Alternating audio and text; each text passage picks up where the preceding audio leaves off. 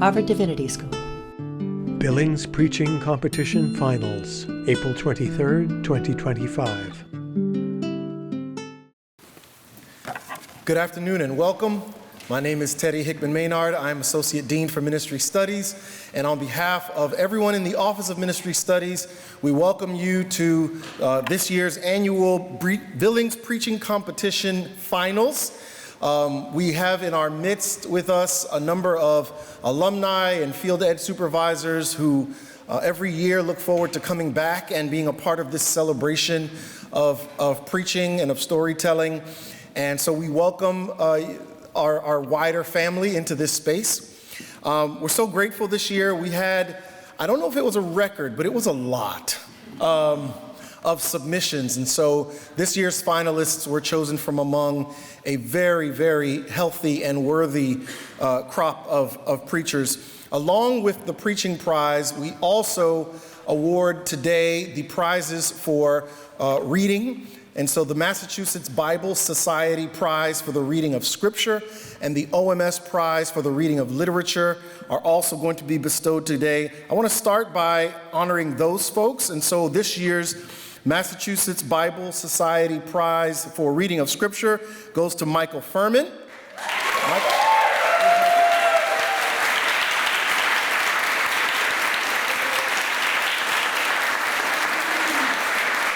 And our OMS Prize for reading of literature goes to Sabbi Lall.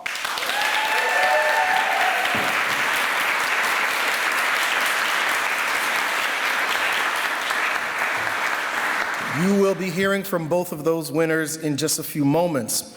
We also want to honor and to celebrate all three of our preaching finalists who we will hear from today, those being Hannah DeSouza, Caleigh Grogan, and Sara Zemelman.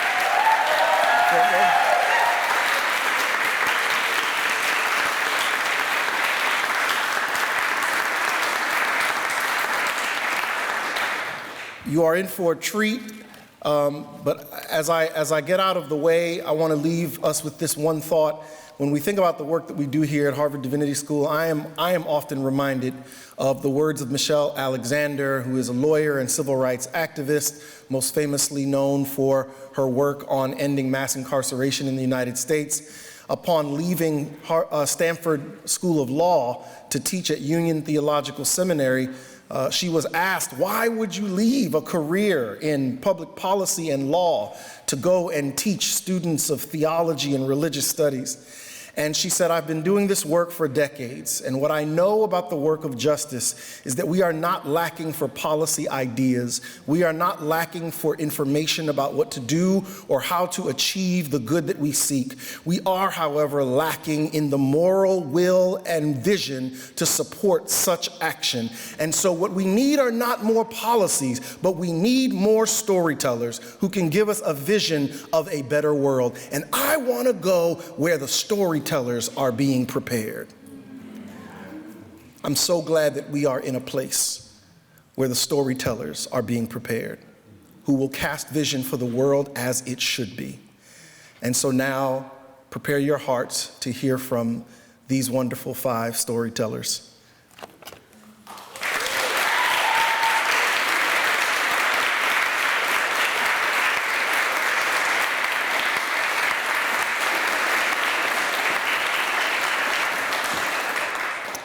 Thank you, Dean Teddy, and everyone for being here. As an international student here on a visa, I will try not to be too controversial this afternoon, but I did ask Eddie to man the door just in case, and he is there, so that is good.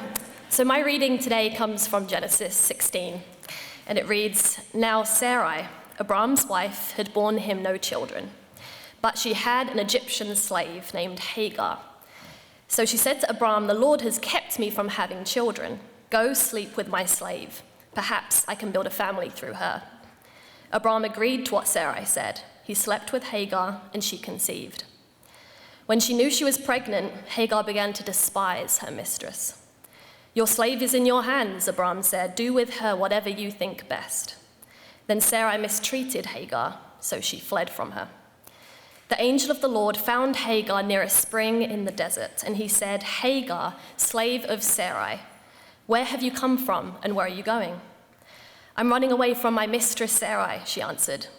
Then the angel of the Lord told her, "Go back to your mistress and submit to her. I will increase your descendants so much that they will be too numerous to count." She gave this name to the Lord who spoke to her: "You are El Roi, the God who sees me."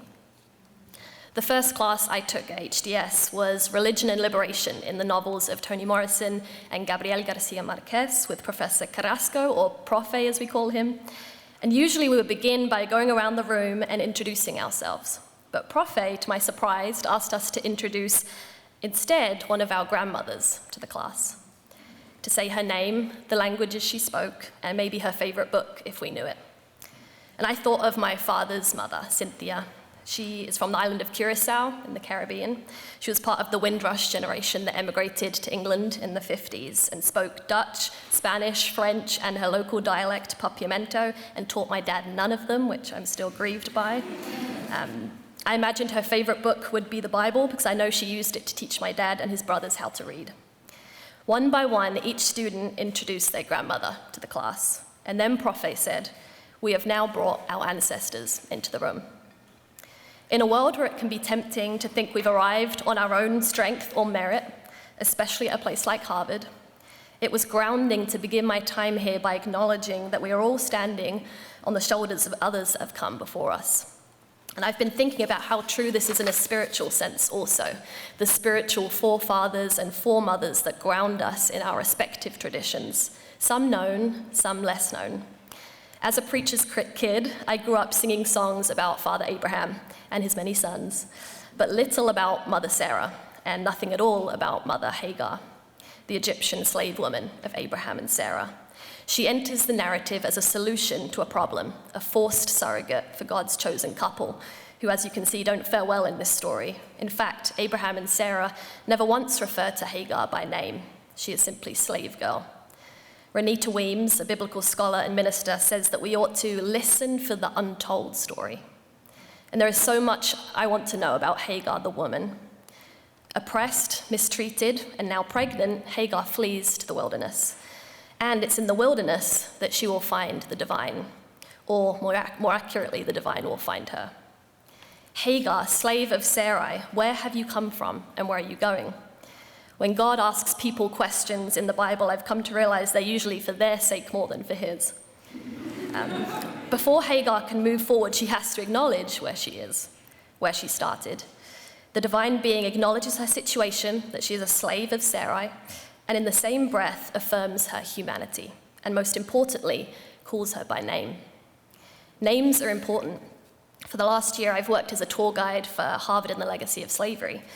And while we're accustomed to seeing the names of prominent figures in Harvard's history around Cambridge, like Brattle on Brattle Street or Agassiz on the side of the Peabody Museum, we don't see the names of the individuals enslaved by them and other staff and faculty between the 17th and 18th centuries, whose own forced labor helped create the Harvard that we know today.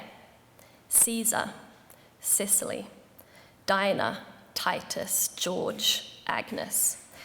Names on the tour that we speak over the lands upon which they worked, although I've always had a feeling that the land knows them intimately. I joked at the beginning about being an international student, but the truth is I felt trepidation even writing this sermon, as we're seeing real consequences about the names that are being said or not said, or the humanities that are being affirmed and not affirmed today. In this story, we see the first appearance of the angel of the Lord in the Bible to a person, and it's not to Noah or Abraham or Moses, as we might expect, but it's to one whose own humanity was denied, an Egyptian slave woman who God knows by name. Some Christian scholars have argued that if Hagar did indeed see God as a physical presence, then this could be read as a pre-incarnate appearance of Jesus. And I like to think that just as Jesus chose to appear first after his resurrection to Mary Magdalene, a formerly demon-possessed woman, then it's fitting for this first appearance of a pre-incarnate Christ to be to another woman dwelling on the margins. Perhaps it is empowered by this. Hagar will go on to give this God she encounters a name. And she's actually the only character in the Bible to give God a name. She calls him El Roi, the one who sees me. The year before I came to HDS, I was working as a youth minister in Moldova, which is a small country in Eastern Europe that borders Romania and Ukraine. And I lived right by the Ukrainian border when the war started. And I have vivid memories of waiting in the lobby at night to welcome people as truck after truck pulled up with Ukrainians, mothers, fathers, children, babies, pets, who had suddenly become refugees overnight. Moldova is one of the smallest countries, but they took in over 100,000 Ukrainians. And in the days that followed, I would take some of the teenagers into the town center, and as we got nearer, we started to see handwritten signs in the windows of restaurants and cafes. Some were even written in Ukrainian, and they said, "Welcome, you are safe here." Or my favorite, "Free lunch for Ukrainians," which usually meant free lunch for me too. It was moving, though, to see their eyes light up, that their presence was not just being tolerated, but welcomed. The name Hagar means in Hebrew sojourner or foreigner. I'm not sure if this was the name that she was given at birth by her mother, but in this she comes to represent all foreigners, all outsiders, all those deemed the other. And in calling God El Roi, she affirms that God sees the outsider. For feminist biblical scholar Phyllis Tribble, she writes that the story of Hagar is a text of terror, one you won't usually hear preached from the pulpit on a Sunday. Something I've learned in my 3 years as a student here is that sacred texts can be used to terrorize and to liberate. The same text, in fact, can be used to instill fear and terror as much as to instill hope and freedom. It all depends on the lens of the one wielding it. Taking the two greatest commandments of Jesus, to love God and neighbor, as the foundation of his interpretation, Augustine said, "Whoever thinks that he understands the Holy Scriptures or any part of them, but puts such an interpretation upon them that does not tend to build up this twofold love of God and our neighbor, does not yet understand them as he ought." The book that follows Genesis is Exodus, in which we will see a reversal take place, as it will be the Hebrews, the descendants of Abraham and Sarah, that are brutally enslaved by the Egyptians, and in need of being seen, in need of a liberator. Our freedoms are all intertwined with one another. And God himself will go on to command his people in Deuteronomy, "Love the foreigner, since you yourselves were foreigners in the land of Egypt." What I've come to appreciate about the story of Hagar is that it hasn't been hidden in the biblical text, as we often do in history with stories that don't hit the preferred narrative or don't make the heroes shine. Hagar was not part of this chosen people, but as Howard Thurman would say, she too is a child of God and sought out and provided for by him. She's given a promise of descendants and a lineage similar to the one given to Abraham, but in her own right. Hagar will go on to be one of the central figures in womanist theology, a mother for the marginalized and all those that might see themselves as the other in the story. In the spirit of listening for the untold story, I wrote a poem from the perspective of Hagar that I titled El Roi and I, and it ended like this. At desert edge, at death's edge, I found you, beneath harsh Beersheba sun, God of promised land and of desert, God of abundance and of famine, God of the chosen and half chosen, God of the full and of the empty. Though unseen by man, you see me. Though unseen by man, I see you. Adam named animals, I will name God. El Roi and I, we through wilderness run. May we remember those that came before us, the forefathers and foremothers, physical and spiritual, whose shoulders we stand on. And may we not dismay when we find ourselves in a season of wilderness, because often we may be on the cusp of a divine encounter. And in the spirit of El Roi, may we, in our communities and as individuals, always have eyes to see the outsider, to have hanging in our windows, "You are welcome here," regardless of the messaging that's in our world, because we never know when it may be us in need of that welcome. Thank you.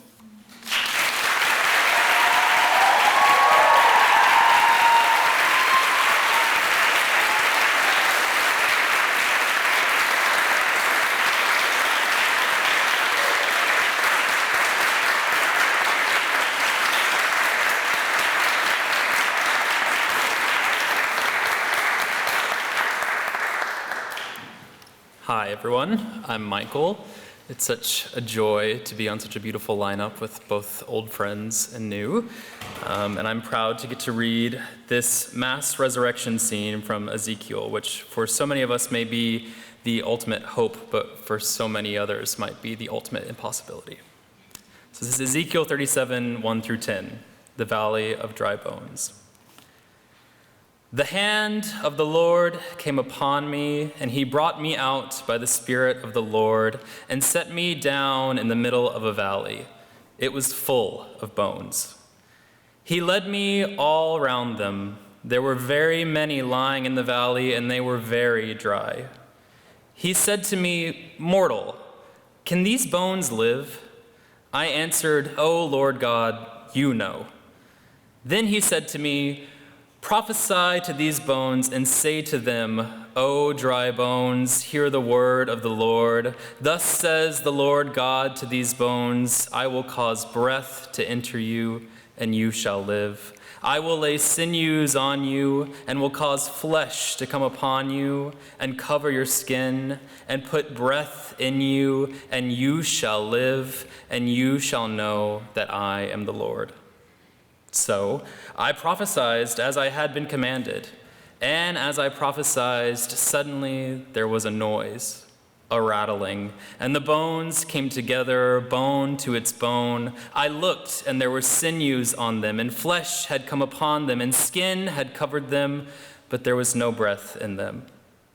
Then he said to me, "Prophesy to the breath, prophesy, mortal, and say to the breath, Thus says the Lord God, come from the four winds, O breath, and breathe upon these slain, that they may live."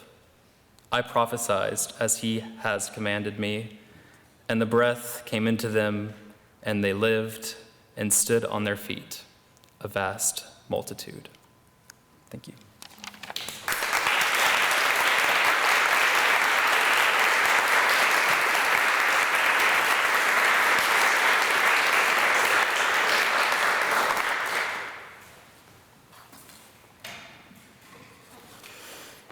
Our reading comes from Cosmos by Carl Sagan.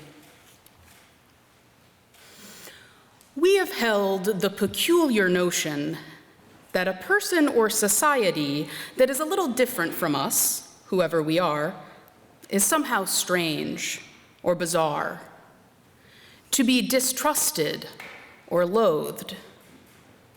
Think of the negative connotations of words like alien or outlandish. And yet, the monuments and cultures of each of our civilizations merely represent different ways of being human. An extraterrestrial visitor looking at the differences among human beings and their societies would find those differences trivial compared to the similarities. The cosmos may be densely populated with intelligent beings, but the Darwinian lesson is clear. There will be no humans elsewhere, only here, only on this small planet. We are a rare as well as an endangered species. Every one of us is, in the cosmic perspective, precious. If a human disagrees with you, let him live. In 100 billion galaxies, you will not find another.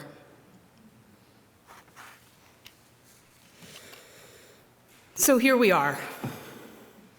Out of some 100 billion galaxies, each with their own 100 billion stars, we ended up on this planet, spinning around this star. Each of us began through the miracle of birth, emerging one way or another from the aquatic comfort of the womb into the harsh and dry world. And in the end, each of us will die. And for some reason, all of us here have chosen to spend some of the time in between at Harvard Divinity School. In all the corners of the earth, among all the miraculous things we could be doing with our precious lives, What are we doing here? Once upon a time, the answer for the majority of us would have been studying Christian ministry and theology. And once upon a time, the vast majority of us in this room would not have been welcome at this school for one reason or another. But fortunately, times change. And now we come to this place for any number of reasons, with an incredible diversity of goals and dreams and values. Some of us arrive here without a clear goal or vocational path in mind, only a sense that there is more to learn. Perhaps an inkling that there is something bigger, something more valuable than what many of us have been enculturated into valuing. Whatever our goals and motivations, we have sought out this intentionally and vocally diverse community, chosen to be surrounded by people who, for the most part, do not share our context. We find ourselves at the world's most religiously diverse divinity school, a school that strives to cultivate an inclusive community in service of a just world at peace, an equitable world. At a time when the very concepts of diversity, equity, and inclusion are under attack from the American government. And I don't think it's a big surprise to anyone here why there would be a coordinated effort to squash out these values in all areas of public life. Yet, the rapidity with which rights and protections are being torn away is intentionally and effectively jarring. But those who study history have been warning us. And those who live with the daily realities of racism and white supremacy, transphobia and homophobia, xenophobia, ableism, and other forms of pervasive systemic hate know that this is not new. This is more and more of the saying the quiet part out loud. We know that efforts towards diversity, equity, and inclusion, when done well, are not just for show. They are not acts of virtue signaling or attempts to disrupt some kind of natural order. We pursue diversity, equity, and inclusion because we know what Carl Sagan said is true. All of our differences, the ways our bodies move and look, the songs we sing, the values that drive us, the art we create and worlds we build are all just different ways of being human. We know that every one of us is precious. Sagan urges, if a human disagrees with you, let him live. But let us go further. If a human disagrees with you, help them thrive. Because we need one another. At this school, I am constantly reminded of this fact. Not only through the relationships that have sustained and transformed me, but through our curriculum. In Theories and Methods, many of us encountered the work of Sean Wilson, a Cree researcher who describes an indigenous ontology in which all that really is relationship. In more than one course, I've been asked to read Judith Butler, the queer philosopher who writes about how we are only recognizable, even to ourselves, thanks to our inescapable connection to others. And in Reparations as Spiritual Practice, Dr. David Ragland introduced me to the concept of Ubuntu. Alive in various forms across many African religious and spiritual traditions, Ubuntu is frequently translated as, I am because you are, or I am because we are.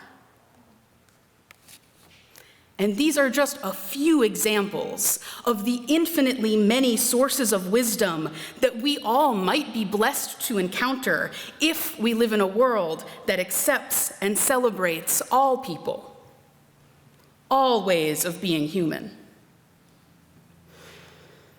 But when I say all, I do not want us to fall into the paradox of tolerance.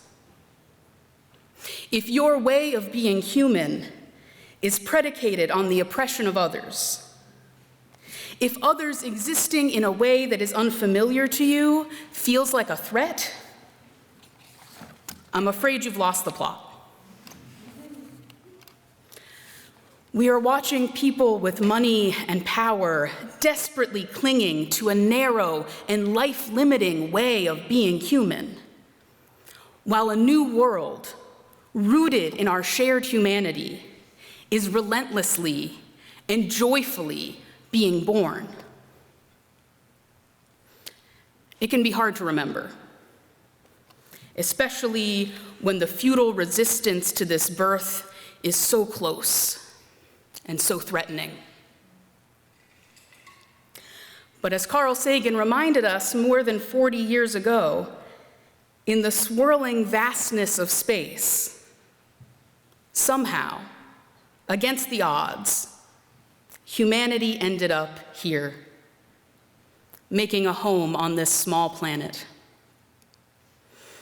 Despite centuries of our best efforts at self-sabotage, humanity persists. So what are any of us doing at Harvard Divinity School?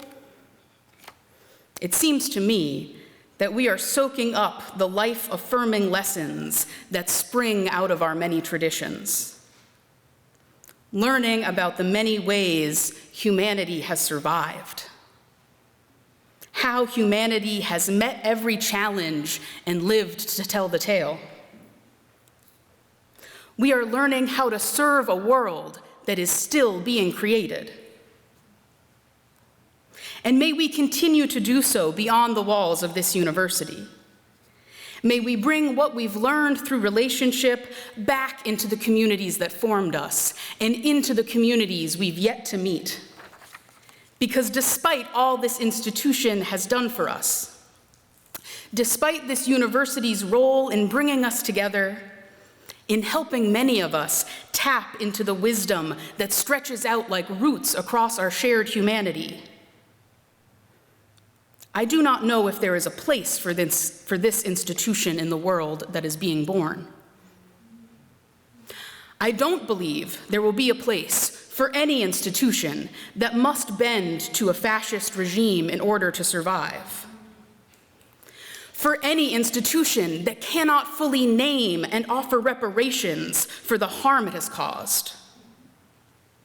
For any institution that relies on the profits of war and genocide. But I do know that no matter what form the world is taking, there is a place for you, for each of us. The world that is dawning knows you are precious and needs you to thrive. Blessed be, and may it be so.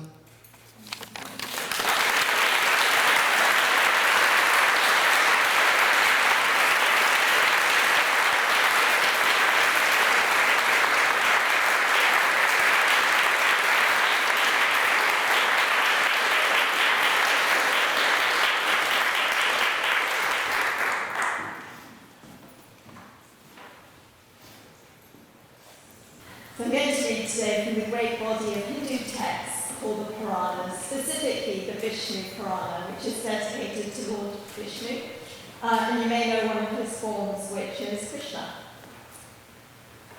Listen carefully to the deeds of the great and prudent Prahlada, whose actions were always noble.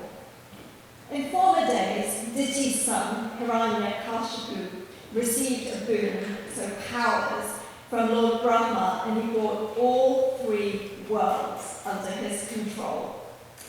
This Daicha, so that's Hiranyakashipu, usurped the authority of Indra, the lord of the gods, and then assumed the functions of the sun, the wind, fire, water, and even the moon. The gods fled their divine abode, fearing him, and they wandered the world. After the Daitya had conquered all three worlds, he grew arrogant because of this universal sovereignty. And while Gandharvas sang his praises, he indulged his favourite senses.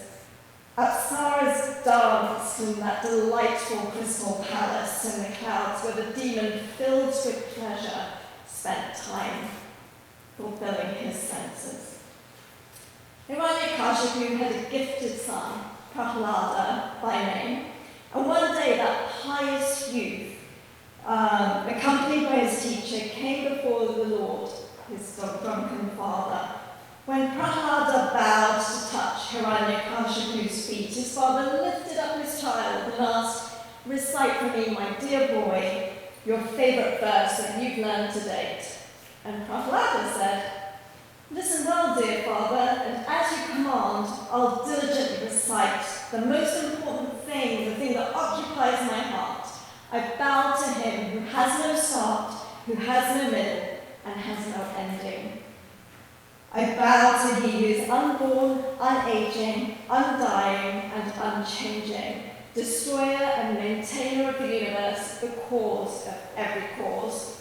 Hearing this, the eyes of the Daitya king grew red with fury. He glared at his son. His guru berated him, his bud-like lower lip alive with rage, saying, "Teacher, what insulting nonsense in praise of my arch-rival have you been teaching my son, you fool?" And the guru denied everything. So Hiranyakashipu turned to his son and said, "Tell me, boy, who's been teaching you this?" And Prahlada answered, "Well, Vishnu, teacher of all the world, he speaks within my heart.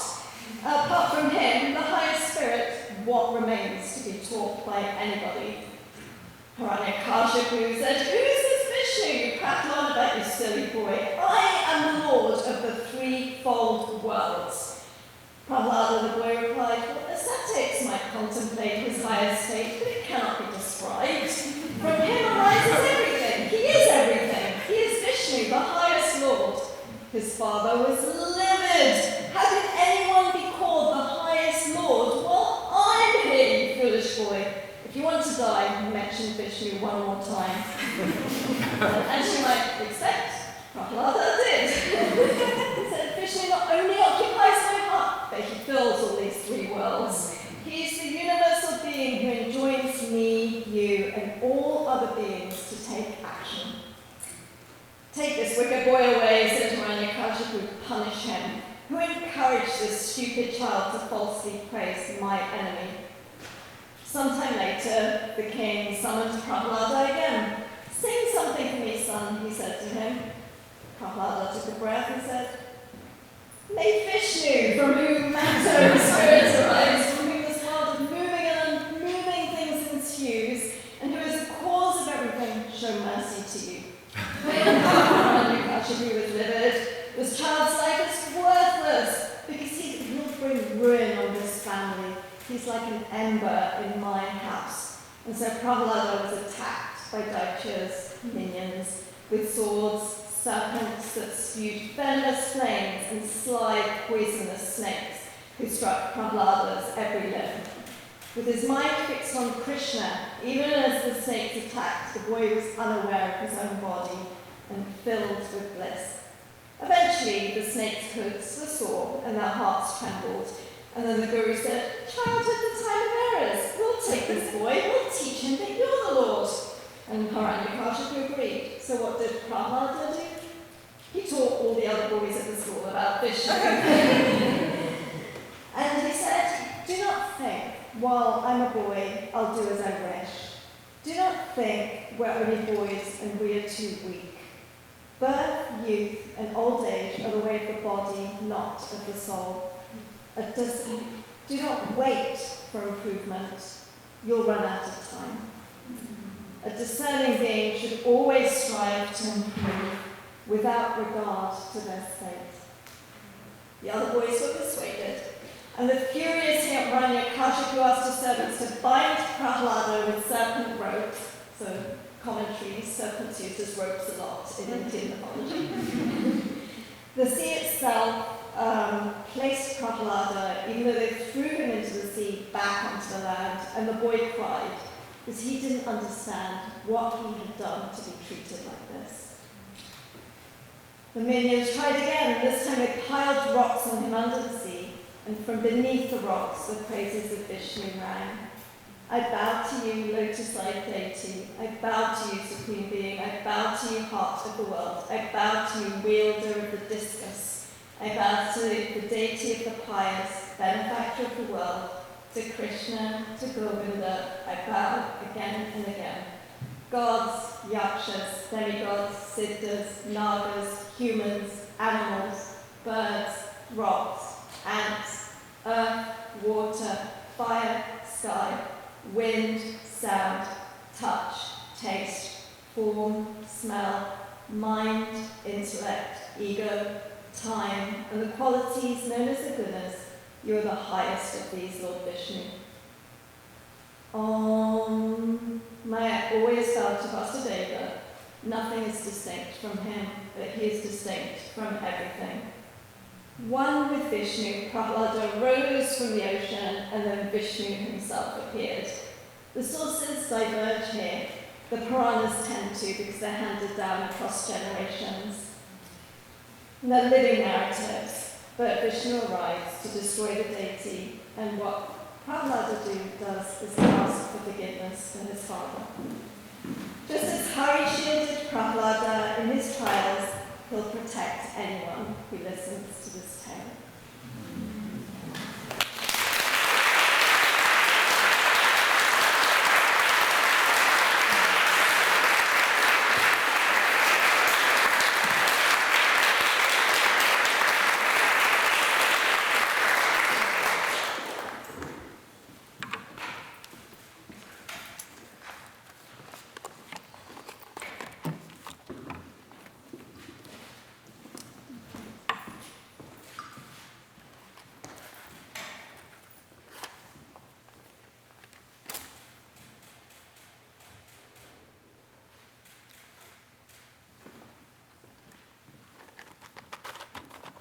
Thank you, Sabbi.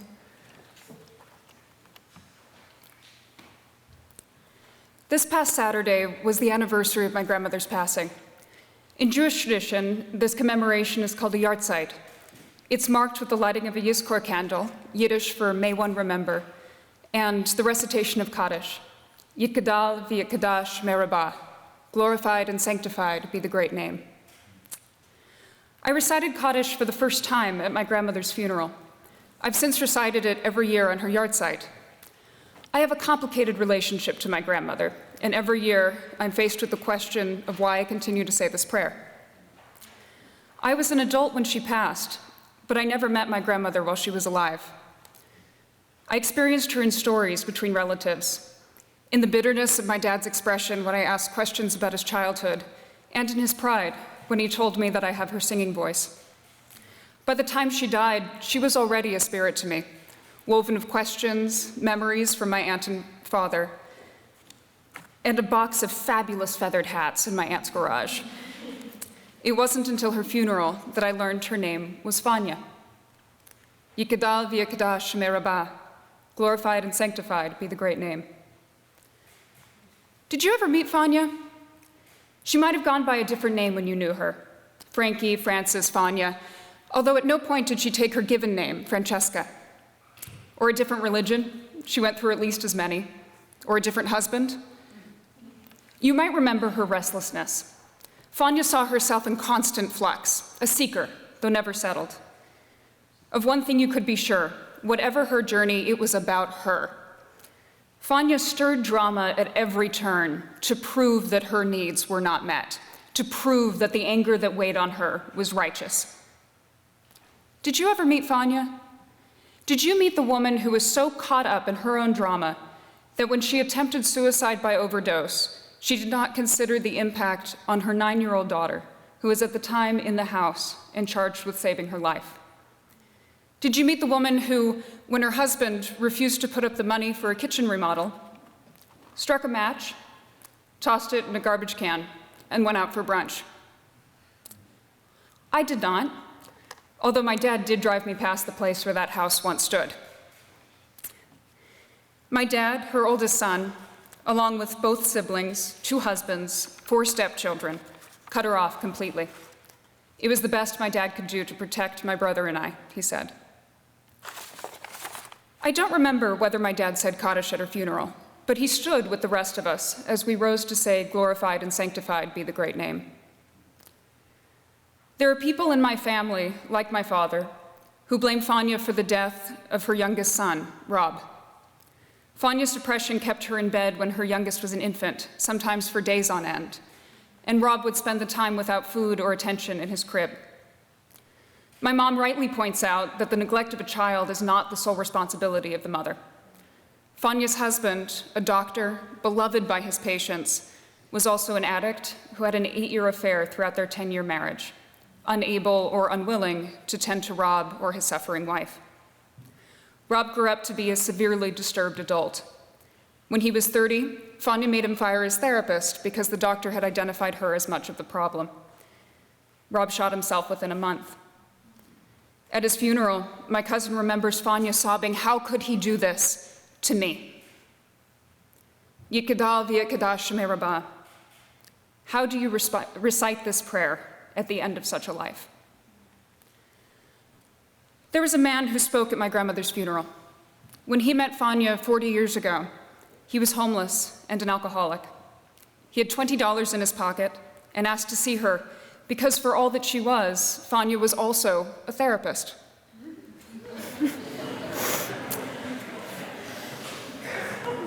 She took his $20 and saw him for 20 years without charging another cent. By the time he took the podium at her funeral, he was married with 2 children of his own and owned his own home. She saved my life, he said. The same woman who drove her youngest son to death nursed a man who would one day become a father back to life. I learned this the day I learned her name. How does one say Kaddish at the end of such a life? To my father, she is the parent who killed his little brother and modeled such anger that he himself could not keep a marriage together. To the man who stepped up to the podium, she is the therapist who saved his life. To her father Avram, she was the first baby born to him after he saw his parents and siblings dismembered by their Russian neighbors. To her surviving relatives in Europe, Fania was the little cousin they would never meet, who learned Yiddish in middle school so that she could write them letters until they could no longer write back, sometime in the early 40s. To her younger sister Devorah, Fania was a second mother who filled the house with Spanish and Yiddish folk songs. She was also Devorah's greatest emotional betrayal, threatening to kill herself and little 3-year-old Rob if Devorah did not drop out of college to take care of her. To the unhoused, Fania was a woman who would turn her car around to offer the raincoat in her trunk. To her housekeeper, she was the client who showed her a gun and said she had bought it to kill her husband. To Immigration and Naturalization Services, today known as ICE, she was an undocumented Cuban immigrant who successfully fought her summons for deportation at the age of 18. To the Subversive Activities Control Board, her prominence in several Jewish leftist organizations warranted the summons that revealed her documentation status. To the folk singers of her age, she was a warm hostess and fundraiser for the anti-war effort. To the ACLU in Los Angeles, she was the dedicated program director. To the couple in the neighboring apartment as her dementia took over, she was the crazy lady next door who reported them to an elder abuse hotline after they filed a restraining order against her. Interesting thing about Kaddish, it wasn't originally designed for funerals. Kaddish was born in the House of Learning. In the yeshivas of the 9th century, students would recite Kaddish as a blessing for the lesson. It became customary to recite Kaddish at the burial services of great rabbis. The custom was eventually democratized, and now the Kaddish is said in honor of every person. The Kaddish, at its roots, recognizes every human being as a valuable teacher. It is a prayer of gratitude for the lessons that may be derived from any human story. Glorified and sanctified be the great name throughout the world. In Jewish tradition, the great name refers to Yod-He-Vav-He, the divine name which comprises every gradation of God, the entirety of Torah, every facet of creation in all its paradox and vast array, all that was, is, and will be. To sanctify Fanya within the great name is to sanctify neglected cribs, postpartum depression, raging fathers, vanished relatives, 3 languages, 3 children, 4 stepchildren, Yiddish lullabies, Russian bayonets, erratic driving, suicidal ideation, suicide, divorce, affair, conversion, cut contact, constant seeking, name-calling, drama-stirring, binge drinking, hand-holding, life-giving, life-taking, life-saving, candle-lighting, match-throwing, pill-popping, Fanya, Frankie, Francis, Francesca in all her iterations, in every fiber of her creation. Ritual is a carrier of lineage, worldview, culture, and values. One of the few Yiddish songs that passed down from Fanya to me, Oifen Pripetchik, expresses this beautifully. Oifen Pripetchik brennt a fire, und in Stub is heiß, und der Rebbe lernt kleine Kinderlach, dem Aleph Beis. Und der Rebbe lernt kleine Kinderlach, dem Aleph Beis. On the hearth, the fire burns, and the room is warm, and the rabbi is teaching little children the alphabet. Learn, children, don't be afraid. Every beginning is hard. Lucky is the one who studies the Torah. What more does a man need? When you grow older, children, you will understand by yourselves how many tears lie in these letters and how much they meant. When you, children, will bear the exile and will be exhausted, may you derive strength from these letters. Look at them. With Oifen Pripetchik, parents give their children the tools by which they can handle the human condition. One tool that has remained constant from Avram to Fanya to my father to me is Kaddish. Every parent in my family has armed their child with Kaddish to face the moment in which we must accept our parents in their full array, and ourselves accept our lifelong wish to admire them and receive their admiration, the moment they are done changing. One cannot honor Fanya by reconciling her contradictions. In staring honestly at her broken, scattered, contradictory parts, the act of remembering offers me choice in the lessons I piece together to affirm life as I know how. In saying Kaddish, I affirm that Fanya is held within the great name, that before every individual I may love, cut off, grasp for, pass by, or be cut off from in my lifetime, during my days, I can unconditionally rise in praise of a great teacher. Yitgadal v'yitgadash me'rabah, ve'alma divrah chuchutei v'yamlich makotei b'chayachon u'v'yamechon u'v'chayei dochol be'Yisrael be'agalav v'zman kariv v'emru amen. Oseh shalom b'mramav, hu ya'aseh shalom, alenu ve'al kol Yisrael ve'al kol yoshvei tevel v'emru amen. May her memory be for a blessing.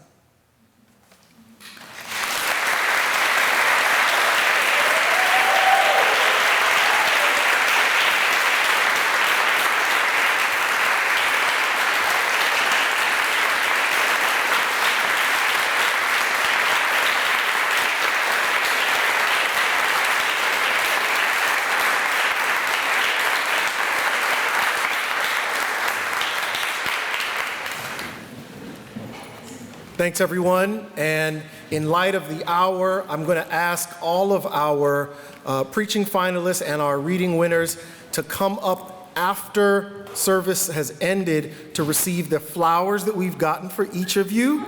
But we do want to celebrate one more time our reading prize winners, Michael Fuhrman and Sabbi Lall.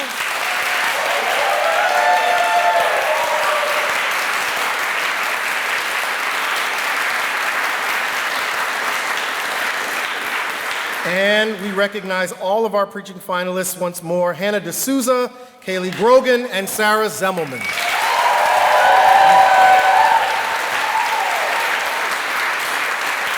And now I'm going to ask Dr. Monica Sanford, we have a winner. I'm going to ask you to come and oh, okay. All right. This year's Billings Preaching Prize Competition winner is Hannah DeSouza.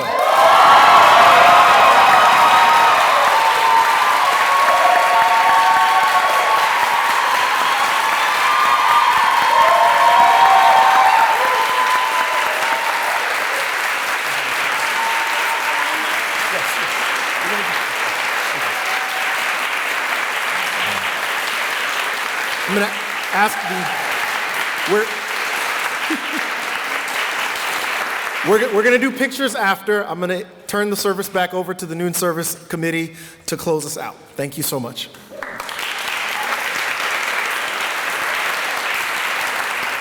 Sponsors, Office of the Chaplain and Religious and Spiritual Life. Copyright 2025, the President and Fellows of Harvard College.